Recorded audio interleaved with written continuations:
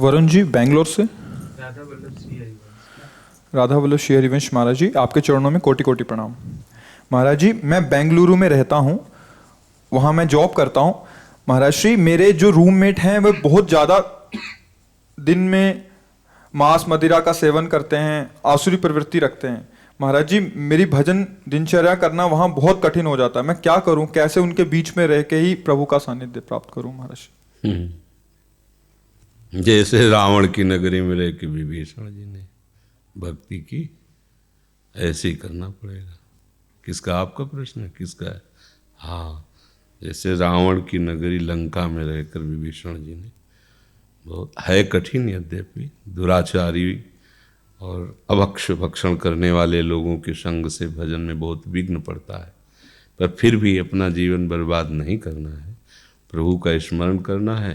तो देखो, पूरी लंका में आसुरी प्रवृत्ति का ही तो तांडव है, लेकिन विभीषण जी एक भगवान की भक्ति में, जिम दसनन मो जीव विचारी, 32 दांतों के बीच में जैसे जीव, ऐसे कुसंगी जन है। और अगर हमारा लक्ष्य भजन है तो फिर, पर है कठिन, क्योंकि प्रारंभ में कुसंग का त्याग करके भजन की स्थिति प्राप्त करना संभव है, और कुसंगियों के संग से तो असंभव ही है प्रारंभ में। जो उत्तम भजनानंदी, फिर उनका कोई कुछ नहीं बिगाड़ सकता। जो रहीम उत्तम प्रकृति का कर सकत कुसंग, चंदन विष व्यापत नहीं लपटे रहत भुजंग। पर इस स्थिति तक पहुंचने के लिए हमें सत्संग की आवश्यकता है। दुष्ट स्वभाव वाले जनों में भी भगवत भाव करके दूरी बनाने की आवश्यकता है। यदि ऐसा कुछ हो जाए कि आपका कमरा अलग हो जाए, वास अलग हो जाए, कैसे भी, तो फिर नहीं तो असर तो होता ही है। और जो भगवदानंद में मगन है तो फिर कबीरा तेरी झोपड़ी गलकट्टों के पास, करेगा सो भरेगा, तू क्यों हो तो उदास। पर ऐसी स्थिति तो चाहिए। अब इस स्थिति के लिए सत्संग चाहिए, कुसंग नहीं। तजोरे मन हरि विमुखन को संग, जाके संग कुमति मति उपजय करत भजन में भंग। तो अशुभ अनर्भल संग जन विमुख तजो सब कोय, विमुख तजो सब कोय झूठ बोलत सच मानत। दोष करत निरसंक रंक कर संतन जानत, अभिमानी गर्विष्ठ लोभ मद मत अगाधा। दुष्ट परिहरो दूरी, भजत भज श्री हरि राधा।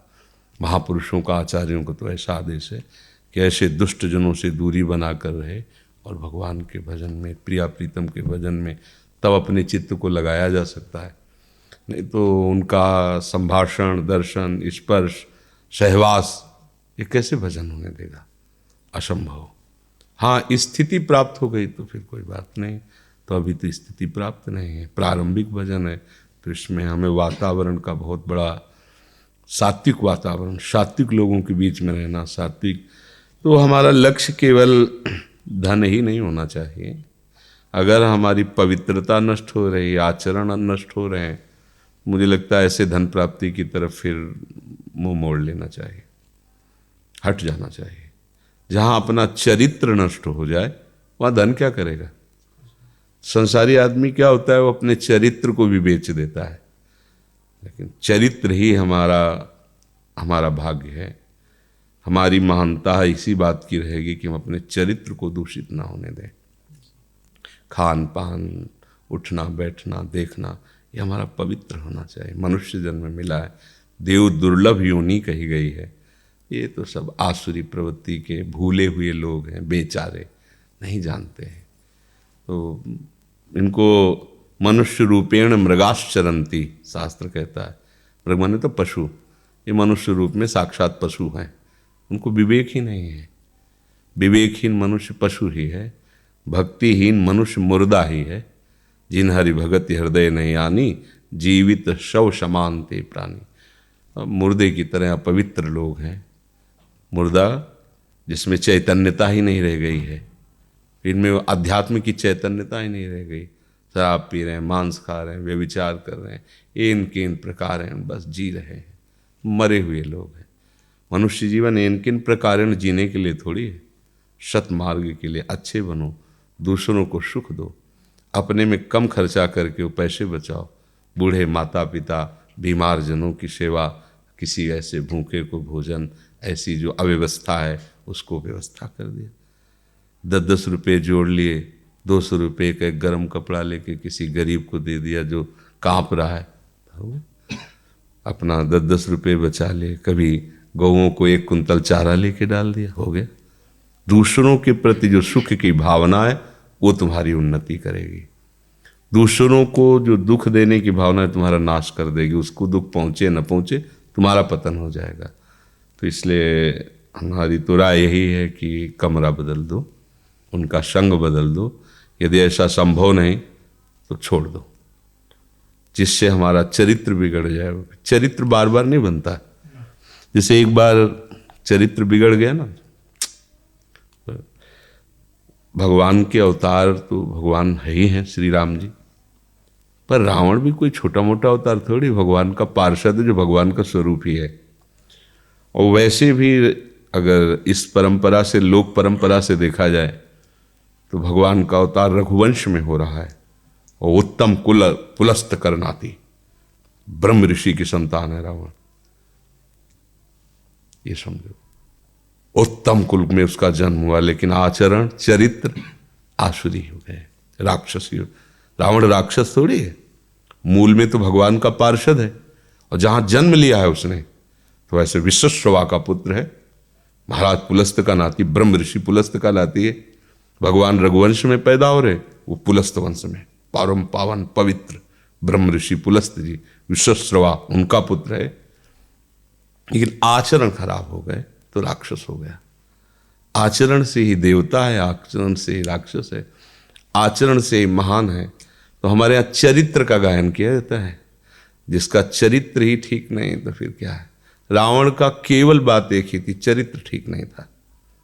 नहीं, वो उपासक था, भगवान शंकर की उपासना उसने की। आज भी बड़ी बड़ी पवित्र सभाओं में उसके लिखे हुए तांडव का गान होता है, जटाटवी गलत जल प्रवाह पावित, ये उसी की तो रचना है। भीष्म पार कैलाश को झूले की तरह से उठाया, पूरे कैलाश को महादेव सहित, मस्तक काट कर उनके चरणों में, छोटी मोटी भक्ति है, मस्तक काट के चढ़ा। बस आचरण बिगड़ गए, चरित्र बिगड़ गया। तो राम चरित्र का गायन किया जाता। चरित्र हमारे यहाँ पूजनीय, ये भारत देश है और सर्वत्र ऐसा नहीं है, ये भारत देश है, यहाँ चरित्र।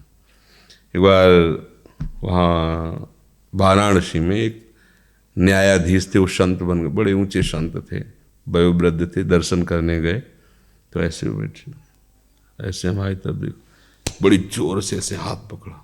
पहले पहले दर्शन तो मुझे लगा क्या थप्पड़ मारेंगे कि अब वयोवृद्ध संत जी, ऐसे हाथ जोड़ के खड़े हो गए। हम भी सन्यास के वेश में ही थे। ऐसे हाथ पकड़ा, हमारी तरफ देखा और यही कहा कि बेटा, वो अंग्रेजी से बोले थे, अब हमको तो अंग्रेजी आते, उन्होंने कहा था गुड करेक्टर, ऐसे ही वो आगे शब्द अंग्रेजी के बोले थे। तो कहा, और अंग्रेजी से भी मतलब उसका था अर्थ, भाव ये था, हमने पूछा था जो हम ले गए थे, कि जिसका चरित्र लूज हुआ, जिसका चरित्रहीन कुछ भी बन जाए, कुछ नहीं होता। बाबा जी बन जाए, सन्यासी बन जाए, महात्मा, कुछ नहीं, सब कूड़ा कर। करेक्टर, गुड करेक्टर, चरित्र अच्छा होना। नई अवस्था थी, लगभग 30 वर्ष पीछे की बात होगी, वो शब्द याद है। चरित्र, आपका चरित्र बिगड़ गया तो फिर बेकार हो गया। तो इसलिए चरित्र की रक्षा के लिए सर्वस्व का त्याग कर देना चाहिए। चरित्र है तो सब कुछ आ जाएगा अपने आप, और चरित्र बिगाड़ दिया तो फिर तो सब बेकार हो गया। चरित्र दोबारा नहीं आता। मान लो एक बार आप शराब पी लिए, मांस खा लिए, गंदे आचरण कर लिए, तो आप ऐसा नहीं बोल सकते कि जीवन में हमने शराब नहीं पिया, जीवन में हमने मांस नहीं खाया। अब बिगाड़ दिया आपने, अब आपको हिचक होगी कि गलती हुई, बिगाड़ दिया ना चरित्र, अब दाग लग गया ना। ये है विवेकवान, वही दाग ना लगने दे। नहीं नहीं नहीं, तो होश में चलो, और जहाँ ऐसा लगे वहाँ छोड़ दो। तो भगवान सहयोगी ना, भगवान के लिए छोड़ रहे हो ना, वो आगे का मार्ग पुष्ट कर देते हैं। भावेश जी चंडीगढ़ से। राधे राधे महाराज जी। महाराज जी, मेरी वृंदावन वास की तीव्र इच्छा है, तो क्या करें? इसके लिए प्रयास करना चाहिए, राधा रानी की कृपा की प्रतीक्षा करनी चाहिए? उनकी कृपा की याद, इसमें प्रयास तो काम नहीं करेगा। ये धाम है श्री जी की कृपा का। और कृपा का अनुभव करने के लिए वृंदावन शतलीला है, श्री ध्रुवदास जी ने लिखा है, उसका गायन करो रोज। उसका प्रभाव ऐसा है कि वृंदावन से प्रीति हो जाएगी। फिर आपको रोना आने लगेगा कि एक एक दिन ऐसा लगेगा कि व्यर्थ जा रहा है। तो लाडली जो फिर कृपा करके पास कर देंगे। उन्हीं के द्वारा अपने बड़ी बड़ी कोठी धनी लोग बनाए, कभी 10वें वर्ष हो जाते कभी नहीं आए ही नहीं। जब से बनवाए एक जगह हम 2 नौकर केवल रह रहे हैं, करोड़ों का निर्माण है। यहाँ आना कोई ऐसे श्री राधिका कृपा बिनु सब के मन न गम, जिनको वृंदा विपिन है कृपा तिन्हीं की होए, वृंदावन में तवें तो रहन पाए सोए। इसलिए वृंदावन सतलीला का पाठ करो और वृंदावनेश्वरी से प्रार्थना करो, वो कृपा करेंगी उन्हीं की कृपा से। अगर प्रगट में वास नहीं भी हो रहा तो वृंदावन का प्रेम आ जाएगा हृदय में। तो वृंदावन चैतन्य घन है, शरीर नहीं रह रहा तो मन वृंदावन का प्रेमी हो गया, बात बन जाएगी। वृंदावन शतलीला पाठ करो और प्यारी जू से प्रार्थना करते रहो। महाराज जी, अक्सर मैं सुबह जल्दी उठ जाता हूँ, उस समय आंखें बंद कर फिर ये चिंतन होता है कि मैं वृंदावन परिक्रमा कर रहा हूँ। हाँ, महाराज जी, ये जो मेरा अनुभव है इसका क्या तात्पर्य है? क्या ये भजन का ही स्वरूप है? हाँ, एक कृपा है। ऐसा करने से समस्त पापों का शमन करने के लिए इसको उपाय बताया गया कि वृंदावन को चिंतवन यह दीप उर्बार, कोटि जन्म के अघ तमय काट करे उजियार। मैं वृंदावन में गया, संत दर्शन किए, परिक्रमा की, यमुना जी गए, बिहारी जी के दर्शन करने गए, राधा वल्लभ। वृंदावन को चिंतवन यह दीप उर्बार, तो कोटि जन्म के अघ तमय काट, करोड़ों जन्मों के पापों का नाश हो जाता है। तो बहुत सुंदर है, आप ऐसा ही कीजिए। महाराज जी, मैं जब और वो सब जब करता हूँ तो घर वाले कहते हैं कि ये सब बंद करो, ये कुछ नहीं कर रहा, इसीलिए मेरा विश्वास डगमगाया हुआ है। तो घर वालों की बात मानते तो यहाँ क्यों आते? इसीलिए मैं आया। तो मेरी बात मान लीजिए। अगर मेरी बात मान लीजिए तो फिर घर वालों की बात नहीं मानोगे। अगर घर वालों की बात माने तो यहाँ आना तुम्हारा बेकार हो गया, क्योंकि जब हमारी बात नहीं मानी तो हमारे सामने बैठना और प्रश्न करना निरर्थक होगा ना। तो बात मान लीजिए, लोक परलोक सब बन जाएंगे। इसीलिए हरिवंश महाप्रभु हमारे आचार्य हैं, वो कसम दिला कहते मेरी सौं भैया कृष्ण गुण संचो, ई परलोक सकल सुख पावत। तुम्हें इस लोक में परलोक में सारे, ये कसम दिलाने की क्या जरूरत थी? विश्वास, मैं तुम्हें अपनी शपथ दे के कहता हूं, तुम केवल कृष्ण का भजन करके देखो, इस लोक और परलोक में सुखी हो जाओगे। तो मुझे लगता है कि आप अपने घर वालों की ये बात ना माने कि प्रभु का आश्रय छोड़ दो, तो फिर रह क्या जाएगा तुम्हारे पास? वो घर वाले थोड़ी हैं, घर वाले तो प्रभु हैं अपने। जन्म जन्म के हम उन्हीं के अंश हैं, भूल करके नए नए घर वाले बनाते जा रहे हैं, वो छूटते जा रहे हैं पुराने। पीछे जन्म के घर वाले कहाँ हमारी समझ में आ रहे हैं? ये ऐसा मत सोचो कि भगवान का भजन व्यर्थ जाएगा। एक नाम, एक सेकंड भी व्यर्थ नहीं जाएगा। उसका जब हिसाब होगा तो नाच पड़ोगे। विश्वास, बिन विश्वास भगति नहीं, ते बिन द्रवहि न राम, राम कृपा बिन सपने जीव न लह विश्राम। विश्वास से ही बात बनेगी, क्योंकि ये चीज़ ऐसी तो है नहीं कि ये लो खाओ। विश्वास कर लो, फिर आगे आप जान जाओगे। इतना तो पता है भगवान है, इतनी तो आस्तिकता है। और जब भगवान है वो आप पुकार रहे हो तो आपको सुनाई देता, उनको सुनाई नहीं देता क्या? आपका क्या नाम है? धनिक। धन। ये बुलाएंगे तो आप हेरोगे उधर के नहीं जी है? आप राम बोलोगे, कृष्ण बोलोगे, राधा बोलोगे, तो उनके कान तो सर्व जगह हैं। तुम्हारे कान तो एक सीमा तक की आवाज़ सुन सकते हैं। वो तो ऐसे कान वाले हैं कि आप विश्व ब्रह्मांड में कहीं भी बोलो, मन से बोलो तो सुन लेंगे। तो ऐसा विश्वास तो अपने को तो नहीं होना चाहिए। किसी की बात, इसमें किसी की बात नहीं माननी चाहिए। वो हमें गलत सलाह दे रहे हैं, भले हमारे पूज्यजन हैं, पर वो गलत सलाह दे रहे हैं। सही सलाह में चलो तो ठीक रहेगा। और धन मिलना कोई कृपा नहीं है, प्रभु ही मिल जाते हैं जिन्होंने अनंत ब्रह्मांड एक सेकंड में रचा है। पर बस ये बातें तब तक समझ में नहीं आती जब तक हमारी बहिर्मुखता है, संसार का महत्व है, थोड़ा प्रभु की तरफ हम मुख करें, फिर बात समझ में आ जाएगी। आप सच्ची मानिए, निहाल हो जाता है जीव। पर बस मानने से इसमें, अच्छा आप 4 दिन नाम जप करो, सोचो चेक आ जाए, तो फिर थोड़ा इसमें, अगर किसान गेहूं बो के ना और रोज बोरा लेके वो आ जाए कि अभी उदास ही नहीं आई, तो उसको मूर्ख ही कहा जाएगा। अगर रोज उखाड़ के देखे गेहूं कि अभी उगा कि नहीं, तो बीज ही नष्ट हो जाएगा। वो भी 4 महीने सींचता है, उसको पालता है, तब जाके फसल होती है।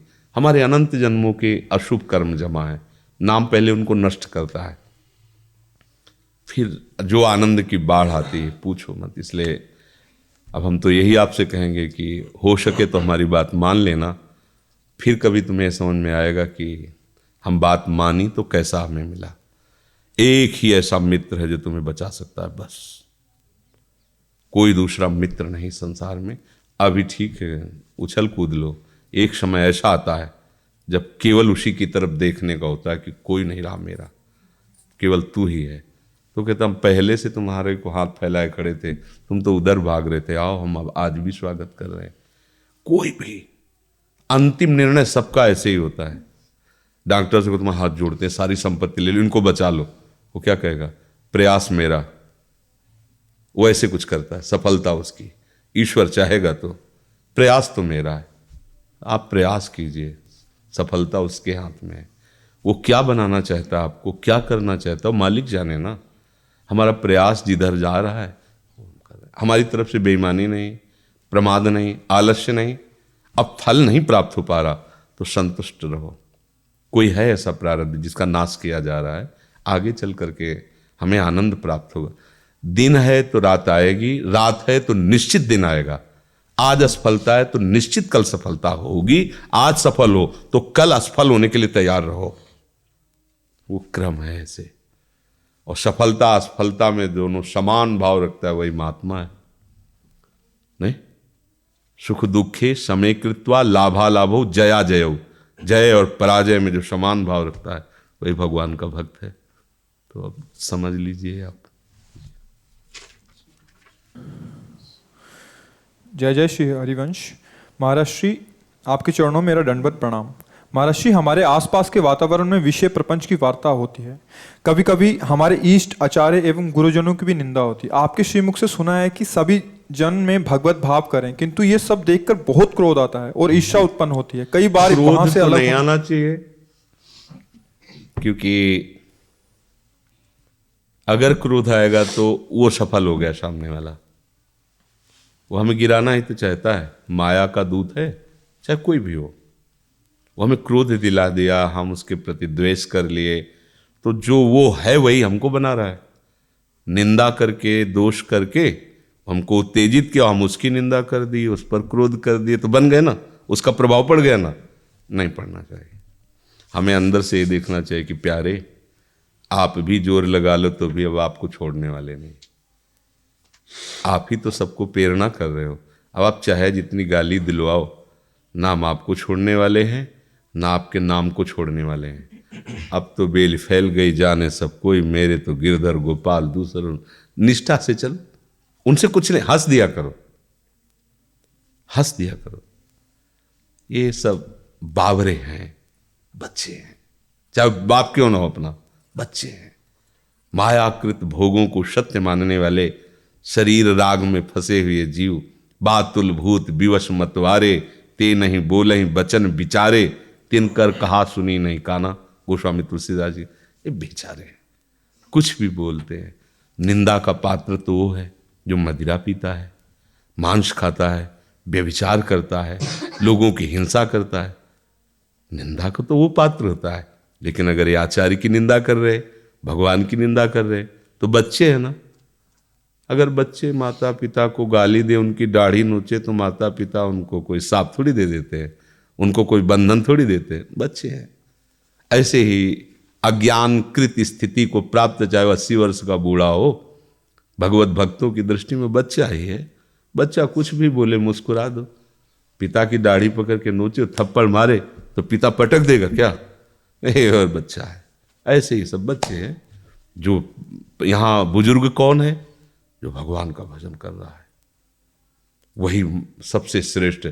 देखो सुखदेव जी पधारे गंगा के पावन तट पर, तो उनके पिता पितामह बुजुर्ग एक से एक मात सब खड़े हो गए, क्योंकि बचपन से गर्भ से ही भगवान की भक्ति से युक्त है, इसलिए वो बड़े हुए। तो ये हमको ये बातें नहीं माननी है। वो निंदा कर रहे हैं, आप मुस्कुरा दो, कोई प्रभाव नहीं पड़ना चाहिए। उनके निंदा करने से बुरा हो जाएगा क्या? अच्छा, हमारी कोई प्रशंसा करे तो हम बड़े हो जाएंगे क्या? तो हमारी कोई बुराई करे तो हम छोटे हो जाएंगे क्या? अच्छा, हमको खूब लोग हैं बढ़िया खा पी के निकल रहे, हम भूखे हैं पेट में, तो वो खूब बड़ाई कर रहे हैं कि बढ़िया है तो 56 भोग पाते, तो हमारा पेट भर जाएगा क्या? हमें देखना है, उनके कहने से हमारी थोड़ी प्रमाण है। हमारा प्रमाण तो हमारे आचरण से, हमारी भक्ति से। तो आप अपने भाव को दृढ़ कीजिए, उनके भाव से परेशान मत होइए। मुझे लगता है जब भक्ति का विरोध होता है तो भक्ति रंग लाती है। पक्का समझना, आपकी भक्ति बढ़ने का समय आया है, आप पीछे मत हटिए। अगर आप देखो कोई भी झंडा फहराएगा तो उसमें डंडा होता है, जितना ऊंचा डंडा उतने ऊंचा झंडा। ये जितनी निंदा करने वाले, विरोध करने वाले भक्तों के ना, ये डंडे का काम करते हैं। उनका भक्ति का झंडा उतना ही ऊंचा फहराता है। अगर मीरा जी का देवर विरोध न करता तो मीरा की भक्ति इतनी प्रकाशित नहीं होती।